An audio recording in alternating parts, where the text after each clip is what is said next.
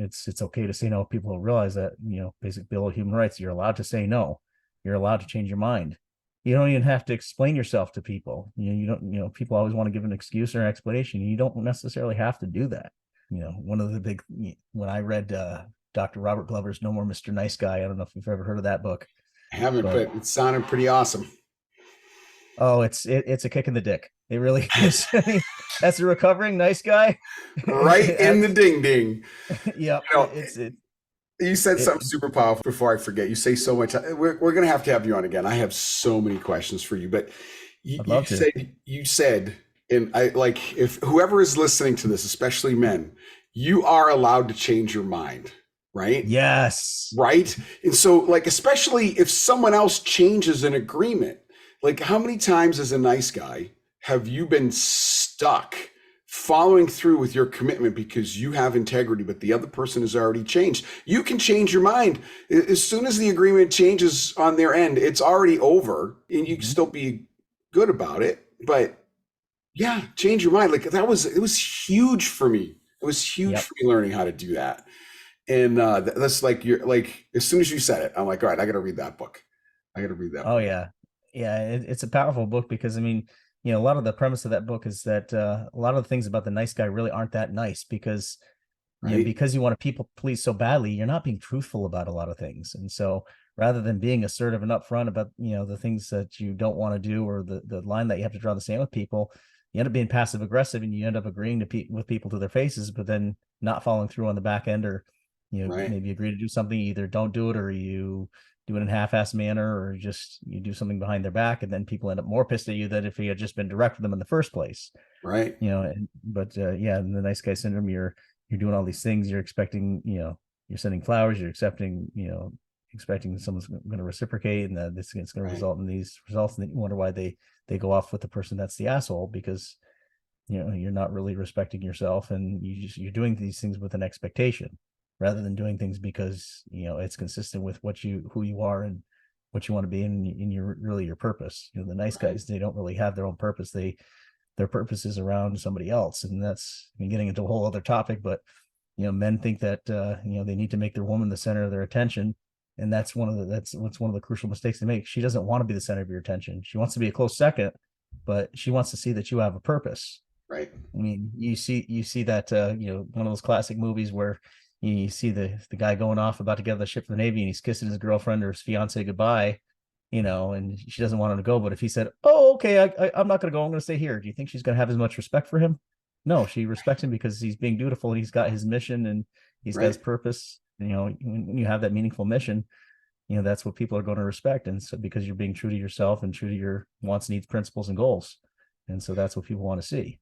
I have a client that says all the time, it's like, no one's ever going to miss you if you don't go away. Yeah, let's just call it out. The nice guy personality is toxic, right? It's Absolutely. toxic on in for the nice guy and everyone around them. You said that the nice guy lies. I couldn't agree more because the biggest lie that nice guys tell, and I'll include myself in that, is we're not being honest about how we feel, right? Mm-hmm. It's like we're hiding the anxiety, we're hiding the irritation because we're afraid of the rejection or the Right. response in the other person, Right. We're right? afraid they're not going to value us if we tell it like it is and how we Yeah, really feel. yeah. People So value you we're more when you go away. I don't want to be around you. Because all of a sudden they want to be near that. I don't quite understand that dynamic either, but it's more true. they respect the authenticity, and that's the thing. That was Uh, a hard lesson I had to learn starting probably about 4 or 5 years ago because you can't please everybody. You go around trying to please all everybody, right. and end up pleasing nobody. I just thought of a big question for you. What creates the nice guy? That's a trap, isn't it? Where does he come um. from? Because he's definitely Well, not born. and I'd probably catch a little bit of flack for this, but some of it comes from what mothers are lacking in their lives, and so they're telling their sons to do certain things. They're telling their sons, "Oh, well, go put her on a pedestal and go do this and buy her flowers and chocolates and cater to her and everything else. And I think sometimes because that's what mothers are maybe missing at that stage of their lives, and not getting that kind of attention and adulation and everything else. And Right. so they're training their sons to do that, and then their sons go out and do that thinking, oh well, you know, this girl's going to, you know, respond to this the way my mom would. And then they're like, why isn't she?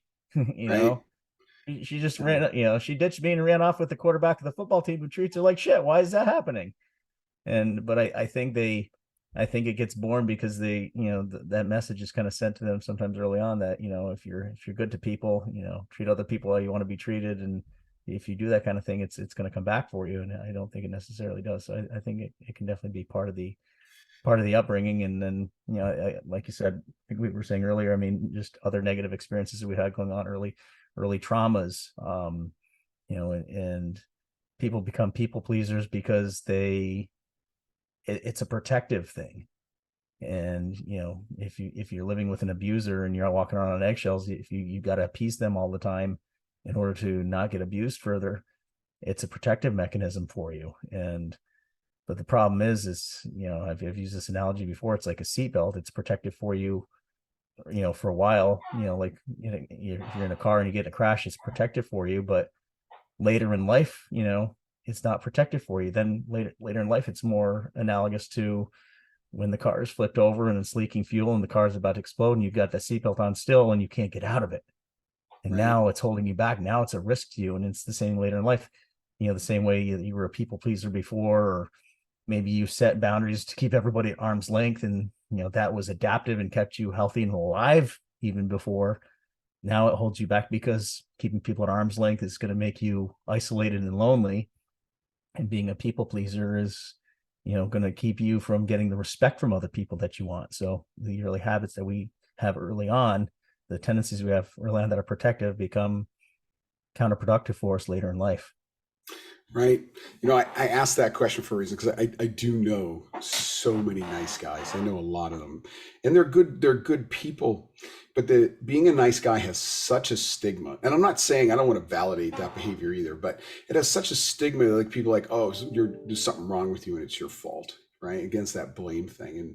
And I think, like every other personal growth challenge that people have, is it's a process, right? Because you have to go through this realization that there is something wrong, and then you have to acknowledge that you have that problem, and then you have to start working on it. And I think because of the stigma, people are afraid to admit that they're doing it. Right. Like, I'm a good person, not a nice guy, right? It's funny, the words are meaning. Oh, but that's the big thing right there, is there's a huge difference between being nice and being good. Right. I agree. And that's what a lot of people don't realize. They think because they're a nice guy, they're doing things good, but being nice and being good are two different things. I mean, a nice person is going to say things to your face to appease you. A good person is going to tell you what you need to hear, even if it's ugly. Right. You know, because they actually want to help you. You know, the person being nice to you and, you know, stroking your ego and telling you everything's okay when it's not, and not telling you about the changes that you need to make and that you need to buck up, that you need to step up to the plate. You know, that's not going to help you. The good person that actually cares is going to be truthful with you and hold you accountable. So there's a huge difference. You know, and a lot of people talk about them interchangeably, but they are far from interchangeable.